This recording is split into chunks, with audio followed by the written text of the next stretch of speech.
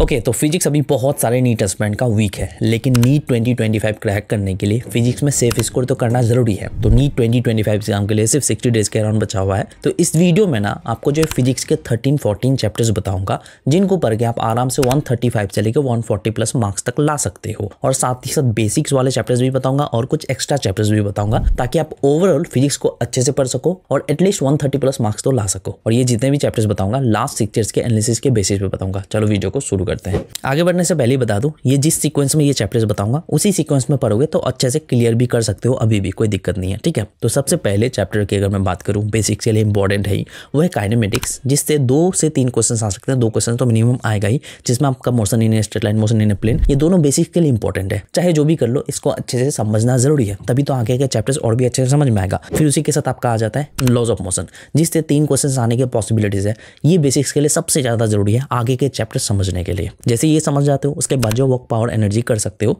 जिससे 2 क्वेश्चन आ सकते हैं, 3 क्वेश्चन भी कभी कभी आ जाते हैं। ठीक है, तो ये आपको तो पढ़ना है। अगर आप स्किप करना चाहो तो कर सकते हो, बट बेसिक्स क्लियर करने के लिए एक बार जरूर पढ़ लेना। अगर ये 3 चैप्टर्स अच्छे से समझ जाते हो, फिर जो आप डायरेक्ट मॉडर्न फिजिक्स में जंप कर सकते हो। मॉडर्न फिजिक्स से 8 से 9 क्वेश्चन एवरेज आते ही हैं, 10 क्वेश्चन भी आने के चांसेस है। सबसे पहले डुअल नेचर, जिससे आपका जो 2 क्वेश्चन आने के पॉसिबिलिटीज है, 3 क्वेश्चन भी आ सकते हैं। उसी के साथ एटॉम्स, 1 क्वेश्चन आ सकते हैं, 2 क्वेश्चन भी आ सकता है। न्यूक्लियाई 1 से 2 क्वेश्चन आ सकते हैं। फिर उसके बाद जो है सेमीकंडक्टर, अगर करना चाहो तो उससे 3 से 4 क्वेश्चन आने के पॉसिबिलिटीज है। ये जितने भी मॉडर्न फिजिक्स के चैप्टर्स है सेमीकंडक्टर मिला के टोटल आप 7 दिन में आराम से कंप्लीट कर सकते हो। फिर उसके बाद अगर क्वेश्चन प्रैक्टिस अच्छे से करते हो, हर चैप्टर में श्योर होने की कोशिश करते हो, आराम से क्वेश्चन सॉल्व कर पाओगे, कोई दिक्कत नहीं है। नेक्स्ट, ग्रेविटेशन अच्छे से करोगे, 2 से 3 क्वेश्चन आ सकते हैं। ये करोगे अच्छे से तो इलेक्ट्रोस्टैटिक्स के दोनों चैप्टर अच्छे से समझ में आएगा। टोटल मिला के 5 क्वेश्चन आ सकते हैं इलेक्ट्रोस्टैटिक्स से। उसी के साथ जो है करंट इलेक्ट्रिसिटी अच्छे से समझ में आएगा, जिससे 5 क्वेश्चन आने के चांसेस है। फिर उसके बाद जो अल्टरनेटिंग करंट और भी अच्छे से क्लियर होगा, जिससे 2 से 3 क्वेश्चन आने के पॉसिबिलिटीज है। उसके बाद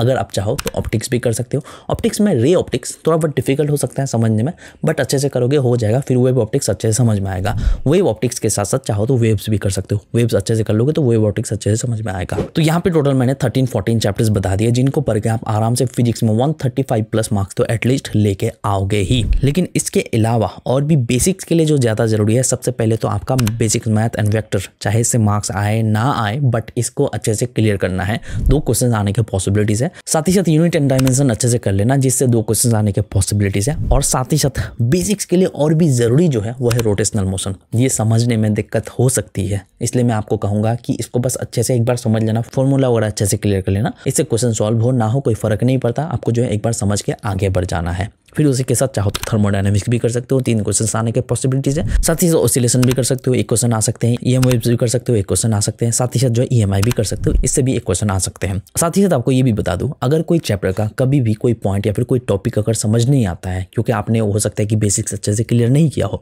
तो उस टॉपिक को समझने के लिए आप AI का हेल्प ले सकते हो, यानी कि चैट GPT, डीपसीक वगैरह का हेल्प ले सकते हो। अब जहाँ पे अगर बोलोगे कि ये टॉपिक मुझे अच्छे से एक्सप्लेन कर दो, तो आपको जो वो अच्छे से एक्सप्लेन करके समझा देगा, जिससे आपका कॉन्सेप्ट क्लियर होगा, कोई दिक्कत नहीं होगी। तो यहाँ पे आपको जो AI का भी हेल्प लेना है अभी अच्छे से क्लियर करने के लिए। तो ये ओवरऑल 20 प्लस चैप्टर्स बताए, बट हाई वेटेज चैप्टर्स मैंने 13-14 बता दिए, जिनको आप पढ़ सकते हो। अच्छे से पढ़ना जरूरी है, उनको अच्छे से क्लियर करना है। ठीक है, तो फाइनली यही कहूंगा कि फिजिक्स टफ तो है, लेकिन नीट एग्जाम के लिए 2 महीने अभी भी है। अगर सही से मेहनत करते हो 120-130 प्लस मार्क्स तो लेके आओगे। अगर तुम्हारा फिजिक्स बिल्कुल 0 पे है तब भी बस सही से मेहनत करने की जरूरत है। और आने वाले एक वीडियो में बता दूंगा हर एक चैप्टर का इंपॉर्टेंट टॉपिक, जिस पे ज्यादा अच्छे से पढ़ना जरूरी है। ठीक है, तो उसके लिए चैनल को सब्सक्राइब करके रख सकते हो। तो बस मुझे आपको ये बतानी थी। मिलते हैं नेक्स्ट वीडियो के साथ। Thank you.